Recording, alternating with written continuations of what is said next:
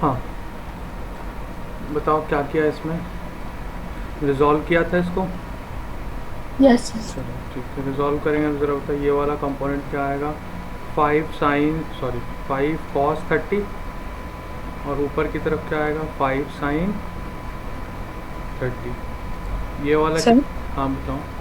Sir ये directly नहीं हो सकता। मतलब जैसे मैंने तो इन दोनों के बीच का एंगल 90 डिग्री निकाला था और फिर resultant equals to under root a square plus b square वाला लगाया था हाँ फॉर्मूला। बिल्कुल, एनालिटिकली भी कर सकते हैं, वो भी कर सकते हैं। दोनों के बीच का एंगल कैसे निकाला, 60 30 90, तो यस ये सर 90 180। ही हो जाएंगे। फिर 180 से माइनस कर हाँ दो। 90 हो जाएगा, under root 7 square plus under root 5 5। Square, ठीक है। यही होगा रिजल्टेंट। ऐसे भी कर सकते हो, देखो जैसे ये 7 है तो ये हो जाएगा 7 cos 60 और ऊपर की तरफ कितना हो जाएगा 7 sin 60। अब ये दोनों आपस में ऐड हो 60। जाएंगे और ये दोनों आपस में माइनस हो जाएंगे, ठीक है। ये कर लिया, देखो ये किया हुआ है इन्होंने, जैसे आंसर्स भी है यहाँ पे। एक्स में ये 4.33 माइनस 3.5, ये आया 3.5। कैसे, 7 cos 60 कितना होता है हाफ, तो seven yes by sir. Two तो -3.55। माइनस क्यों, क्योंकि ये माइनस एक्स में है, तो ये वाले इसकी वैल्यू है। 4.33 इसका है, किसका 5 cos 30 का। cos 30 होता है √3/2, इसने वैल्यूज़ दे दी है, तो हमने ये कर लिया। और y में 2.5, 2.5 क्यों, 5 sin 30 इज़ हाफ, तो 2.5 हो जाएगा। और ये वाले 6.06 ऐड कर लिया, और फिर ये दोनों कैसे थे परपेंडिकुलर, तो ये कर दिया, ठीक है। तो 8.60 आ रहा है, तो रूट अंडर कितना बताया था तुमने, 70 74। 74। 74, ठीक है। आएगा क्या है 8.5 का स्क्वायर करते हैं तो कितना होता है 25, 72। हाँ करेक्ट है। सर हाँ बताओ। सर ये वाला दूसरा वाला मेथड समझ नहीं आया मुझे। ये वाला, सर ये एंड वाली स्लाइड जो आपने लगा रखी है फोटो, वो वाली समझ नहीं आई, बाकी तो आ गया। हाँ देखो ये क्या हुआ कि देखो हमने ऊपर ऊपर वाले दोनों को ऐड कर लिया ऐसे वाई, Yes, और नीचे नीचे वाले को ऐड कर लिया, तो नीचे नीचे वाले को जब ऐड किया तो इसकी वैल्यू हो गई 0.83, माइनस करके ये आ गई 0.83 और ये आ गया 8.56। अब इनका रिजल्टेंट कहाँ आएगा, तो ये दोनों 90 डिग्री पे हैं क्योंकि ये वाई एक्सिस है, ये एक्स एक्सिस है, yes, तो sir. रिजल्टेंट कैसे आएगा ज़रा बताओ। Under root of 83 square 8.5. Plus 856 square, ठीक है। यही है किया है इन्होंने बस, ओके सर। ठीक है। और एंगल निकालने की बात आ गई, तो एंगल वाला फॉर्मूला हमें पता है, रिजल्टेंट कैसे निकलता है ये बात पता है। Yes sir. अगर ये वाली थीटा है तो tan थीटा क्या हो जाएगा ज़रा बताओ, 8.56 अपॉन 0.83, 8.3. ये थीटा निकाल देंगे आंसर आ जाएगा, ठीक है। तो हम लोग ऐसे इसको कर सकते हैं, किसी भी मेथड से कर। चलो अब चलते हैं टॉपिक पे। हम लोग कर रहे थे डॉट प्रोडक्ट, हमने डॉट प्रोडक्ट कर लिया था। डॉट प्रोडक्ट क्या होता था, थोड़ा सा रिवाइज, दो a dot b mod of a mod of b cos of theta, ठीक है। इसका यूज़ हम लोग एंगल फाइंड करने के लिए भी करते थे। और ये एक स्केलर प्रोडक्ट है, मतलब दो वेक्टर्स को मल्टीप्लाई तो कर रहे हैं बट रिजल्टेंट हमें क्या मिलता था, एक स्केलर, स्केलर. ठीक है। उसके बाद ए बी कॉस थीटा, और हमने ये क्या देखा था, दो वेक्टर आपस में परपेंडिकुलर होते हैं तो उनका डॉट प्रोडक्ट ऑलवेज जीरो होता है. ज़ीरो, ठीक है। और दूसरा उल्टा कंडीशन भी हम लोग कहते हैं कि अगर डॉट प्रोडक्ट ज़ीरो है और ए और बी नॉन ज़ीरो हैं तो उनके बीच का एंगल हमेशा 90 90 डिग्री, ठीक है। इतना कर लिया था, डॉट प्रोडक्ट निकालना सीख लिया था। आई डॉट आई 1 होता है but I dot J zero zero होता होगा है. क्योंकि कॉस 90 डिग्री होता है। चलो अब नेक्स्ट आते हैं क्रॉस प्रोडक्ट, ये इंपॉर्टेंट है, ठीक है। क्रॉस प्रोडक्ट को हम लोग वेक्टर प्रोडक्ट भी कहते हैं, यानी कि दो वेक्टर्स को आपस में मल्टीप्लाई कर रहे हैं और आंसर भी हमें वेक्टर ही मिलेगा। तो इसको हम लोग ऐसे लिखते हैं, A cross B is nothing but mod of A mod of B sine theta, sine theta is angle between A and B, और एक साथ में हम लोग एन कैप लगाते हैं। अब ये क्यों लगाते हैं, क्योंकि ये जो आंसर आया ये हमारा एक वेक्टर आया, तो ये तो पूरा मैग्नीट्यूड है और एन कैप जो होता है वो क्या होता है, unit vector in the perpendicular direction of a and b. N cap याद रखना, एन कैप क्या होता है, ए के भी परपेंडिकुलर होता है और बी के भी परपेंडिकुलर होता है, और क्या होता है, यूनिट वेक्टर होता है, ठीक है। N cap is what, unit vector in the direction of perpendicular to a and b. यानी कि अगर मैं एक बात बोलूँ कि ए क्रॉस बी को मल्टीप्लाई करने पे मुझे सी वेक्टर मिलता है, तो हमेशा ध्यान रखना C vector is perpendicular to A, C vector is also perpendicular to B. यानी जो रिजल्टेंट मिलता है वो दोनों वेक्टर्स के परपेंडिकुलर डायरेक्शन में मिलता है, ठीक है। Yes sir. ठीक है, ए बी साइन थीटा हम इसको निकाल लें। अब ए बी साइन थीटा निकालते कैसे हैं वो देखो। जैसे कि मान लो कोई भी दो वेक्टर दिया हो और हमें ए बी साइन थीटा, इसका भी यूज़ हम लोग एंगल निकालने के लिए भी कर सकते हैं साइन थीटा के टर्म्स में। ये अब ये रिप्रेजेंट कैसे क्या करता है तो ये बता देता हूँ। रिप्रेजेंट ज्योमेट्रिकल मीनिंग, मान लो कि हमारे पास एक वेक्टर ए है and this is vector b, ठीक है, और दोनों के बीच का एंगल थीटा, यही होगा दो वेक्टर के बीच का एंगल, क्या डिफरेंट होगा, सेम होगा क्योंकि टेल टेल मिल रहा है। Yes sir. ठीक है, अगर मैं एक काम करता हूँ, इसको एक ऐसे ड्रॉ करके एक्सटेंड करके ए लेंथ का ही ऊपर मैंने वो बना लिया, ये वाली लाइन, और नीचे ऐसे ड्रॉ करके ठीक इसके पैरेलल मैंने बी लेंथ का ही ये बना लिया, तो ये क्या बन गया, एक पैरेललोग्राम। Yes sir. ठीक है, मुझे बताओ अगर मॉड की बात करें ए क्रॉस बी के, सिर्फ वो उसकी बात करें, वैल्यू की बात करें, डायरेक्शन की बात में करते हैं, तो बताओ ये क्या होता है, a b sine theta, a b sine theta. ये वाला ए है, ये बी है, ये वाला परपेंडिकुलर डिस्टेंस अगर इसमें मैं डाल दूँ तो ये वाले डिस्टेंस की वैल्यू बता सकते हो क्या है। अगर ये बी है तो ये नीचे वाला होता है बी कॉस थीटा और ऊपर वाला क्या बी साइन थीटा होगा। Yes sir. Yes sir. इसमें तो कोई डाउट नहीं। No sir. अगर मैं बोलूँ इस पैरेललोग्राम का एरिया का फॉर्मूला याद है 9th क्लास? Yes sir. क्या होता है जल्दी बताओ। हाफ इनटू नहीं, पैरेललोग्राम वो ट्रेपीजियम होता था। Yes sir. ये पैरेललोग्राम की बात कर रहा हूँ। एरिया ऑफ पैरेललोग्राम क्या होता था sir? Base into height. Yes नहीं, ओनली बेस इनटू हाइट, ठीक है। और हाइट कौन सी, परपेंडिकुलर वाली। जरा मुझे बताओ, बेस इसका ए है।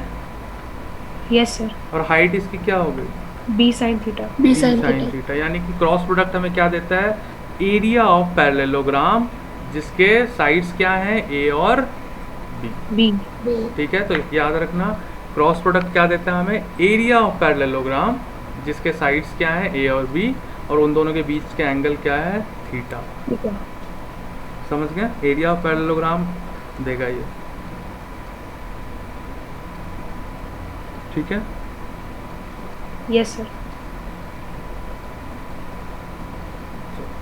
ये तो इसका मीनिंग था, फाइंड कैसे करते हैं वो देखना है। और हाँ, डायरेक्शन इसकी सबसे इम्पोर्टेंट है, और ये डायरेक्शन वाला पार्ट हमें बहुत अच्छे से समझना है कि ये एन कैप दोनों के परपेंडिकुलर तो आएगा, बट कैसे आएगा, ये 3D डायग्राम्स इनमें इन्वॉल्व है। इसको समझने के लिए हमारे पास है राइट हैंड स्क्रू रूल। अब ये कैसे यूज़ करते हैं वो समझो, ठीक है। और ये रूल याद कर लोगे तो ये हर जगह काम आएगा, 12th में भी काम आने वाला है। इवन जो 10th में तुम करके आए होगे, Fleming's left hand rule, Fleming's right hand rule, वो भी यहीं से आता है। उसमें दोनों हैंड इन्वॉल्व थे, लेफ्ट और राइट। बच्चे आधे यही कंफ्यूज हो जाते हैं कि कहाँ राइट यूज़ करना है, कहाँ लेफ्ट यूज़ करना है। लेकिन अगर तुम्हें ये सिर्फ एक रूल याद हो जाए तो इससे सारे चीज़ निकाल लोगे। Direction of magnetic field, force, mother child करते थे, वो सब यहीं से आता है। बस सिर्फ इस रूल को समझने की दिक्कत, बस ये रूल हमें समझना है और हम समझ जाएंगे सारे रूल। उसके बाद तुम्हें कोई left hand right hand rule याद करने की ज़रूरत नहीं। तो देखो कैसे।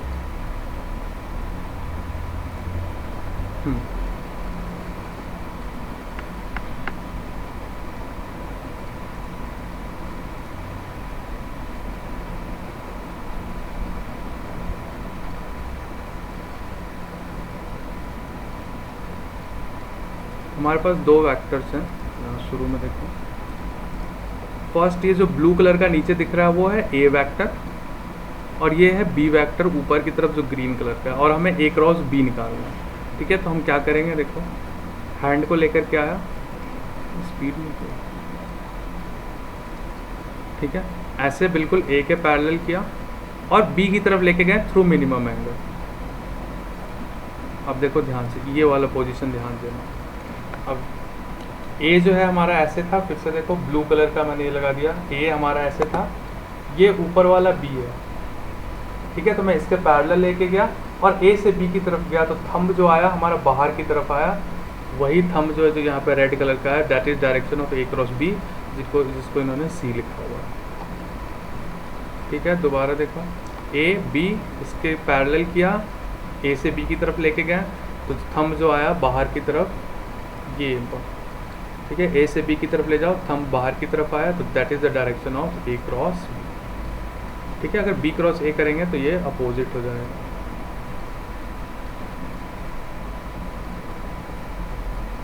ठीक है, समझ गया? Yes sir. Yes sir. इसीलिए ए क्रॉस बी और बी क्रॉस ए इक्वल नहीं होते। क्यों? क्योंकि दोनों के डायरेक्शन डिफरेंट। अब हम लोग डायरेक्शन निकालना सीख गए, हम आगे चलते हैं। अब वैल्यूज़ कैसे निकालेंगे वो देखो। अगर मैं बोलूँ ए क्रॉस बी हमें फाइंड करना है, तो क्या होता था, mod of A mod of B sine of theta.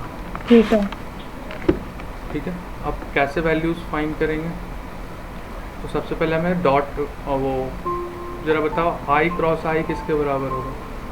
1। I cross आई 1 के बराबर होगा। चलो फॉलो तो करो पहले। Mod of a 1, mod of b 1। I और आई में एंगल बताना जरा। 0 डिग्री। 0 होगा, ठीक है। यस जे क्रॉस जे बताना, 1 0 1 डिग्री। 0। के क्रॉस के बताओ, 0 degree. 0 degree. Yes, dot product में अगर सेम के साथ प्रोडक्ट लेते थे तो क्या होता था, 1, लेकिन 1। इसमें अगर सेम के साथ प्रोडक्ट लेंगे तो वो हमें क्या बताता है, 0। लेकिन दूसरे के साथ लेंगे तो क्या होगा, वो ध्यान देना है। आई को जे के साथ ले लूँ, या फिर जे को के साथ ले लूँ, या फिर के को आई के साथ ले लूँ, बहुत से तरीके हो सकते हैं। तो इसको सर तो 1 होगा। नहीं 1 होगा या क्या होगा वो देखते हैं। मैग्नीट्यूड तो 1 होगा, डायरेक्शन क्या होगी वो बताओ। तो डायरेक्शन के लिए फिर मैं तुम्हें राइट हैंड स्क्रू रूल बताऊंगा, ठीक है। Yes sir. 1 1 साइन 90 डिग्री और एन कैप। एन कैप क्या होता था, perpendicular to i, perpendicular to j, और एन कैप की डायरेक्शन निकालना हमने सीख लिया। हमने एन कैप यस सर, निकाल। हाँ, जरा निकाल के बताओ क्या आएगा, किस डायरेक्शन में आएगा। देखो आई क्या है, एक्स।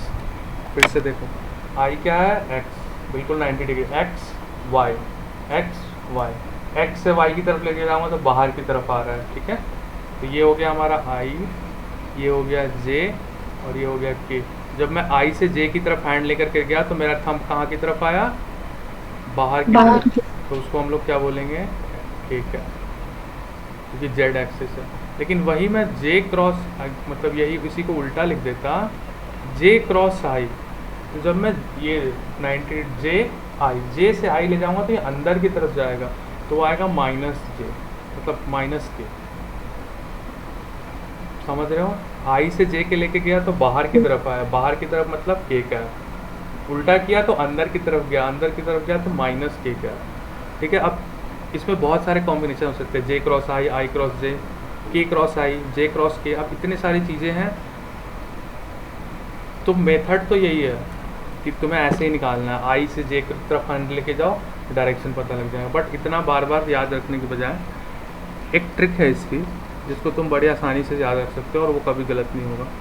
एक ऐसे सर्कल बना लो, किसी भी तरीके से एक लिख लो, आई जे और अब मैं तुमसे पूछूँ आई क्रॉस जे क्या होता है, तो देखो आई जे, तो आंसर तो के कैप ही आएगा, बट तुम्हें कन्फ्यूजन होगी कि प्लस के आएगा कि माइनस के आएगा। ठीक है, तो हम कहाँ से कहाँ गए हैं, आई से जे, तो we are in the direction of arrow, मतलब हम लोग एरो के डायरेक्शन में है ना, आई से जे, यस सर। तो इसमें पॉजिटिव आया।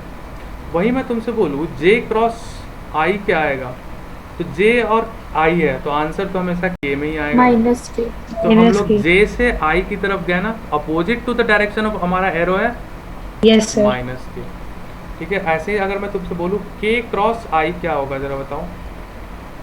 अब देखो के और आई है तो आंसर तो जे आएगा, अब प्लस आएगा कि नेगेटिव आएगा ये कौन प्लस बताएगा? आएगा सर। देखो के से आई सेम डायरेक्शन में तो जे प्लस। ठीक है, वहीं मैं बोलूँ आई क्रॉस के क्या आएगा, तो आई से के माइनस जाओ, जे। आई से के माइनस। जाएंगे तो अपोजिट जाए तो माइनस जे। ये चीज़ समझ आ गई? Yes sir. Yes sir.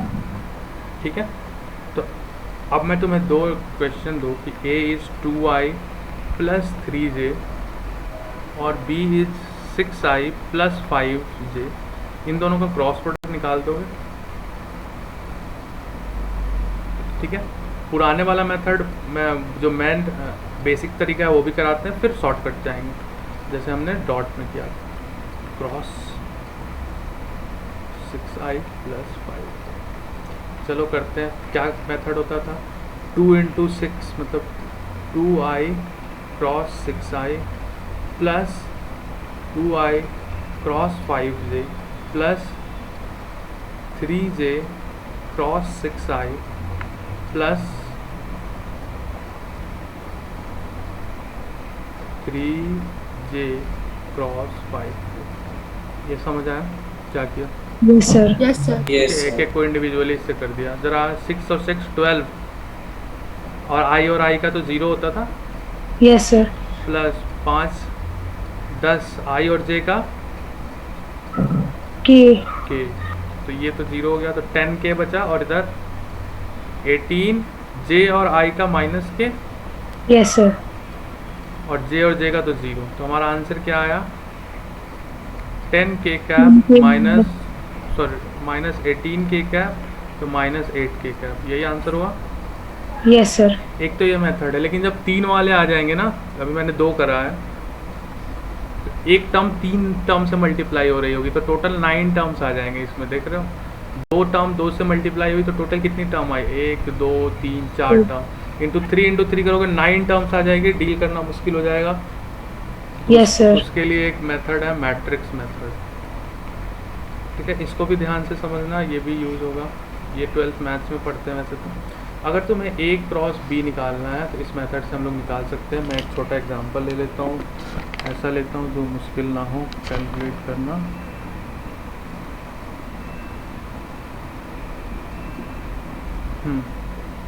एक क्वेश्चन ले लो, 2i, a is 2i plus j plus k, और एक वेक्टर मैं b ले लेता हूँ that is i minus J plus 2। ये मैंने बुक का एग्जांपल ले लिया ताकि हमें कैलकुलेट करना आसान होगा, खुद से लिख।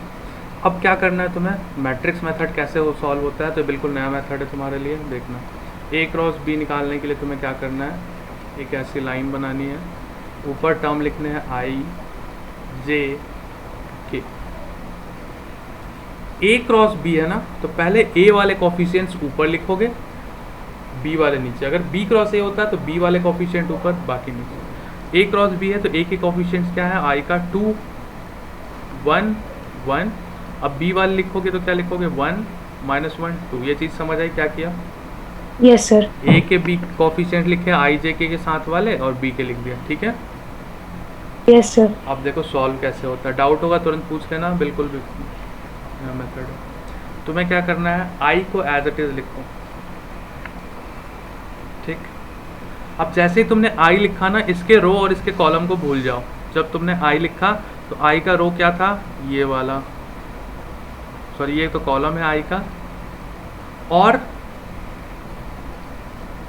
रो ये चीज़ क्या किया मैंने i के रो और कॉलम को हाईलाइट कर दिया, मतलब तुम्हें इसको भूल जाना है। बोर्ड पे करते तो हम लोग इसको ऐसे ढक देते थे, ठीक है, तो क्या होता था, क्या बच गया तुम्हारे पास, 1 1 माइनस 1 2, ये बचा। Yes sir. ठीक है, फिर तुम्हें क्या करना है, जे को लिखना है ऐसे साथ में, बट जे के आगे माइनस लगाना है। अब जैसे ही तुमने जे लिखा ना, तो तुम्हें इस जे के रो और कॉलम को भूल जाना है। जे का कॉलम ये था, रो ये था। अब तुम्हारे पास क्या बचा जरा बताओ, जे के साथ। 2 1 1 2। समझ आ रहा है बाकियों को? Yes sir. Yes sir. ठीक है, अब जैसे ही तुमने जे खत्म कर दिया तो इसको साथ के साथ लिखोगे और इसको प्लस लिखोगे। ठीक है, जे के आगे सिर्फ माइनस होता है, बाकी आई और के आगे प्लस होता है। इसका भी रीज़न है, बट वो मैथ्स में इसको जानने की ज़रूरत नहीं, तुम याद रखो बस। अब जैसे ही के लिख दिया तो के रो और कॉलम को भूल जाओ। ये रहा हमारा के का रो, ये रहा के का कॉलम, भूल जाओ इसको। अब बताओ क्या बचा। 2 1 1 माइनस 1। ठीक है, अब हमें इसको सॉल्व करना और हमें आंसर मिल जाएगा। ठीक है, ज़रा आई। अब ये वाली जो ब्रैकेट है ये कैसे सॉल्व होती है ध्यान रखना हमेशा। ये पहले ऐसे मल्टीप्लाई होगी 2 इंटू 1, जो मैंने एरो लिया है वो, इसको मैं थोड़े बड़े मेथड से कर दूँ। माइनस, हमेशा इसमें माइनस साइन ही आएगा, याद रखना। और फिर ये वाले इससे मल्टीप्लाई हो जाएगी। ठीक है, तो -1 इंटू -1 करूँगा। समझ आया क्या किया? Yes sir. पहले ऐसे एरो की तरह मल्टीप्लाई होता, फिर ऐसे। अगला जे के साथ माइनस है, कैसे लिखूंगा, 2 इंटू 2 -1 इंटू 1। 1 प्लस के, फिर इसको इससे करूँगा तो क्या होगा, 2 इंटू -1 -1 इंटू 1। समझ गया? अब इसको सॉल्व कर लो। आई, ये कितना हो जाएगा, 2 माइनस -1 यानी कि 3। Yes sir. ये जे, ये हो जाएगा 4 माइनस 1 3 1। 1 3 ना। और यस सर 3 यस आएगा। सर 3 आए। और ये बताना ये कितना आएगा, -3। -2 -1 -3। ठीक है, तो यही हमारा आंसर हो गया, 3i minus 3j minus 3k, यही है ना।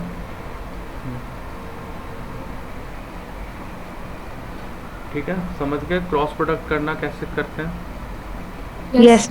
अगर मैं बोलूँ इसका डायरेक्शन वो बताओ, इसके डायरेक्शन में यूनिट वेक्टर बताओ। बताओ यूनिट वेक्टर कैसे बनाते थे। सर इसका ये टर्म अपॉन में इसका मैग्नीट्यूड आ जाएगा। मैग्नीट्यूड से डिवाइड कर देंगे। ठीक है, Yes, sir. अब क्वेश्चन, अब मुझे बताओ इस जो वेक्टर की डायरेक्शन होगी वो कैसी होगी। वो ए के भी परपेंडिकुलर होगा और बी के भी परपेंडिकुलर होगा, हमें पता है।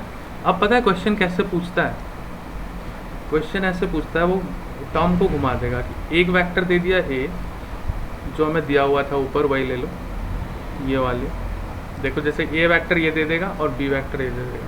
क्वेश्चन पूछेगा find unit vector that is perpendicular to both a and b.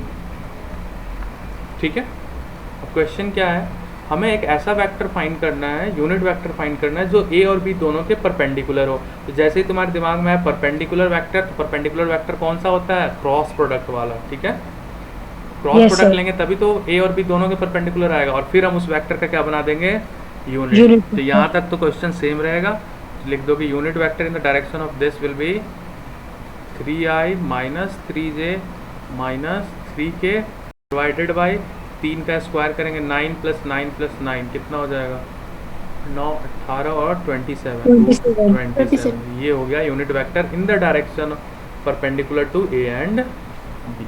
B. ठीक है, yes sir.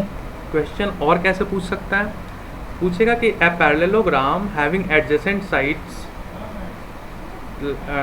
Given by vector a and b. यही दिया, मतलब उसी वेक्टर को ले लो, इसी एग्जांपल से क्वेश्चन पूछने का दूसरा तरीका, हमारे पास एक पैरेललोग्राम है जिसके एडजेसेंट साइड के वेक्टर्स दिए हुए हैं, ये वाले ए है, ये वाला बी है। What will be it's area. ठीक है, what will be it's area. ठीक है, तो बताओ कैसे करोगे। एरिया एक स्केलर क्वांटिटी है और ये हमें निकलेगा एक वेक्टर क्वांटिटी निकलेगा। तो हमें इसके मैग्नीट्यूड की बात करनी है। तो मैग्नीट्यूड ज़रा बताओ इसका क्या है? √27 इसका मैग्नीट्यूड है। सर ये एक बार दोबारा एक्सप्लेन कर दूँ? ये देखो हमारे पास एक वेक्टर ए था, एक वेक्टर बी था, वो वही वैल्यू है आई जे के। ठीक है, क्वेश्चन पूछा हमारे पास पैरेललोग्राम है जिसका एक साइड का वेक्टर फॉर्म दिया हुआ है, कुछ आई कुछ जे प्लस के।